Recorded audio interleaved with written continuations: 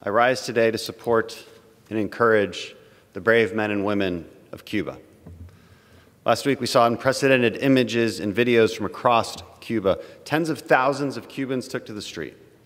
They took to the street not because of COVID or vaccines or the embargo, but because they demand their inalienable rights. They demand freedom. They chant libertad. They chant patria y vida.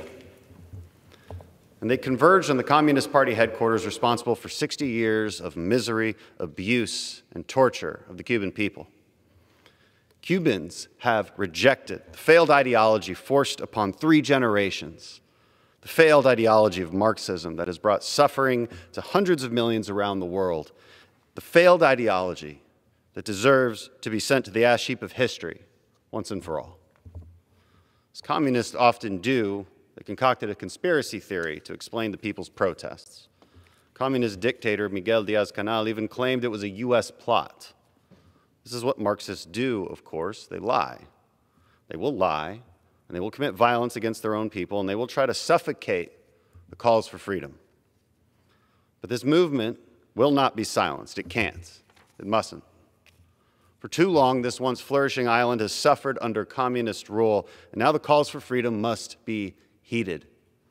Freedom from oppression, freedom from abuse, freedom from tyranny. The downfall of this regime has been a long time coming.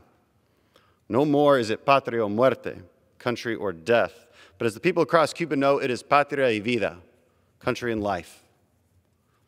As Americans, as a people who have inherited the greatest gifts of freedom the world has ever known, we must speak with one voice against the evils of Marxism. We must speak truth, a truth that not enough Americans are used to hearing. Instead, we have American politicians that openly advocate for the very same Marxist ideology that Cubans would die to escape from.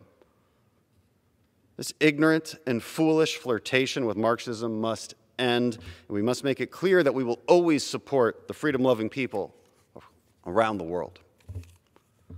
Our message will be one of empowerment. Empower the brave Cuban people as they begin to throw off the chains of communism and seek their inalienable God-given rights of life, liberty, personal property, and the right to pursue their happiness. And so, to the men and women of Cuba, I say this: Te vemos, te oímos, estamos con ustedes. Ya no gritemos patria o muerte, sino patria y vida. Empezar a construir lo que soñamos, lo que destruyeron con sus manos.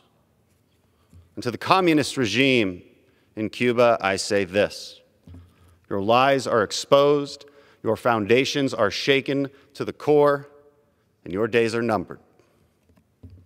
I yield back the balance of my time. The gentleman will provide a translation to the desk.